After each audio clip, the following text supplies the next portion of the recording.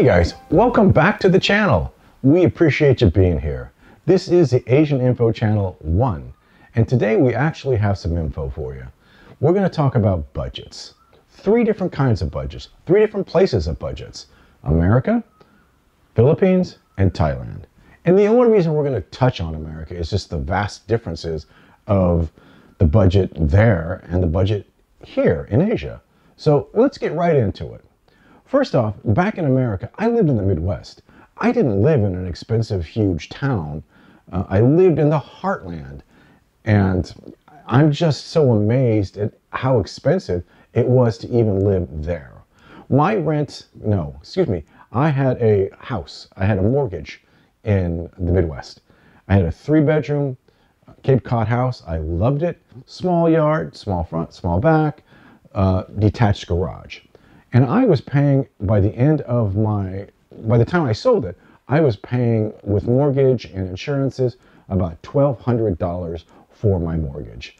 It started at 7 something, and then by the time I got done with the mortgage and with the escrow, it was 12 at least. And with that being said, this is in America, my power bill, we had our own power plant.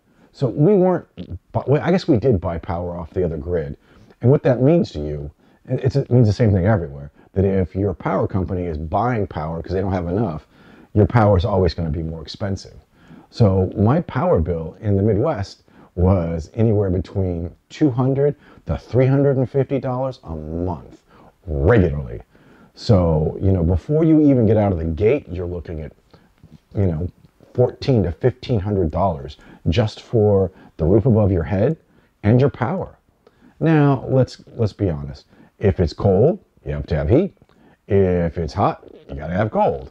So I understand that. However, I just don't understand why it was always so expensive. I always felt, rightfully or wrongfully, it was a racket. But that's just me. So, I had a full-time job in America at the time. I was making decent money. I had a good company, had good benefits. So out of that, $1,500 start off, jump off, it wasn't too horribly painful, but it kind of was. So that's America. I wanted to get away from that. Move to the Philippines. Now, I did a lot of research. I watched a lot of videos on budgets in the Philippines. Some of them I liked, some of them I didn't like. And with all that being said, I even watched some videos, and I don't know why I did, of people who own their own home in the Philippines, own their own land. And I'm thinking that they were married to a Filipino, obviously. I didn't see any condo budgets back then. So, but if you own your own house and you own your own land in the Philippines, good for you. Most 80%, 90% of the people I know don't. So everybody's renting in the Philippines that I knew. So with that being said, let's talk about what the important things are on your budget, whether it's the Philippines or whether it's in Thailand. My rent in the Philippines was $80, 4,000 pesos at the time. And I was just enamored. I was in love with that number. I was in love with that rent. However, it was a stripped down loft studio that I had to pay startup costs for. And the startup costs were pretty hefty. Remember startup costs when you come here. My startup costs for that unit in Trece Martinez, Cavite, were about 140,000 pesos. Yes, that's right. 40,000 for the brand new AC to have it installed. I had to get a new refrigerator. That clocked in at about, maybe 22, 25. And I got a nice refrigerator. Not the best, but certainly not the worst. A full size. So, your startup costs, you're at 60 right there. And then you have to buy a bed. You have to buy furniture. I bought a small little stove, computer desks. So it starts to add up relatively quickly. Keep that in mind. Startup costs on unfurnished units. So my rent, let's get back to my rent. I loved the rent in that unit. Even though I didn't have a hot water heater, yeah, a lot of my friends do, I did not. So let's go to power in the Philippines. Power is crazy expensive. And the guy who got my unit is having the same issue that I had. The power bill is just so unpredictable and not in a positive way. I oftentimes paid the exact price of my rent for my power. So I often paid $80 or $100 for power. And I think I told you in one of the other videos, one time I got a bill for $160 of power, and I just said, no, there's something wrong. And there was something wrong. And we worked it out, and so it came down to $80. I usually kept that as my rule on power. So that, we go to cable. The cable in the Philippines, there was not a deal. The cable in America I just had simple internet in America. I cut the cable for the TV.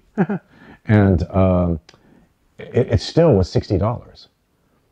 So it's $60 in the Philippines for decent internet, at least in Cavite. Right there, you're looking at $220 easy. And then you have water, which is really affordable, both Philippines and Thailand.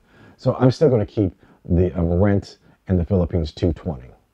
And so then you have food. Now, food is, all these numbers, you guys, are really subjective to how you like to eat, where you like to live, how you like to live. My food bill, I normally allowed about $400 a month, about $100 a week.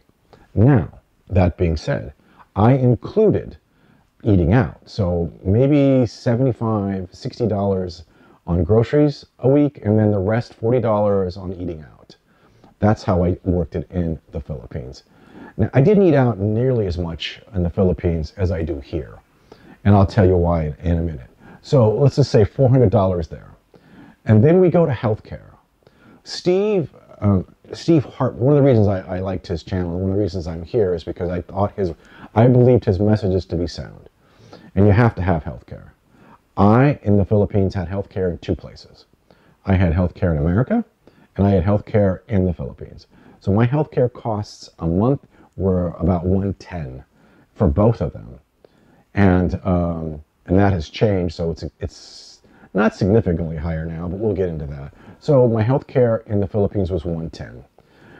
My savings, I put something in savings, and Steve talks about this, Old Dog talks about this. I was putting away anywhere from $300 to $500 a month in savings regularly every month. I still strive to do that. So that's $300 for that. Transportation, I believe, for me, I have to have wheels. So I have to. I went out and got a motorcycle, and if you amortize that into your monthly, it's about $70, $80 a month. I had a really nice bike. I went where I wanted to in the Philippines. It was a beautiful thing. So you add on about $100 for that, give or take. And then you have a couple other miscellaneous things. And I came up with, at that point, my budget in the Philippines was roughly $12, $20, but then I also had miscellaneous that I paid for some other costs, let's just say, like maybe $40 extra, $50 extra for transportation.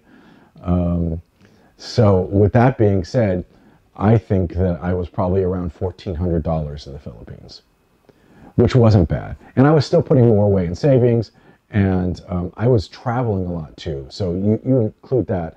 But I'm talking about your basics to live. With that also being said, that rent, as someone else told me, is too low. And I've said this before in the last video. The difference between an $80 apartment and a $300 apartment is like this much. So let's get into the Thai budget. So the Philippine budget at the end of the day was around $1,400 with all miscellaneous. So rent, I am paying roughly around $340 for my rent here. So the way I looked at this is that, okay, I was paying $220. I was paying $220 for power, for cable, for everything. And I wasn't overly thrilled with my place there. And it was just me. So now I figured if I add another $100 or so, that the differences are vast. So I am paying about $380 with my power. So that's up. It's not really double, but it's kind of getting up there. However, the differences between my apartment there in the Philippines, my apartment here, I have a pool on the 5th floor. I have a gym on the 5th floor. It's small, but it's still a gym. I have a library on the 5th floor. I have a water machine on the 5th floor. I have a washer and dryer on the 5th floor. So those differences, in my mind, are well worth the money. Okay, so then cable. My landlord pays for the cable and is responsible for the cable. So if I have a cable issue, I text her and she's right on it. She allowed me to change cable companies if I wanted. She got a new router for me after 2 months, and it fixed all the issues that I had.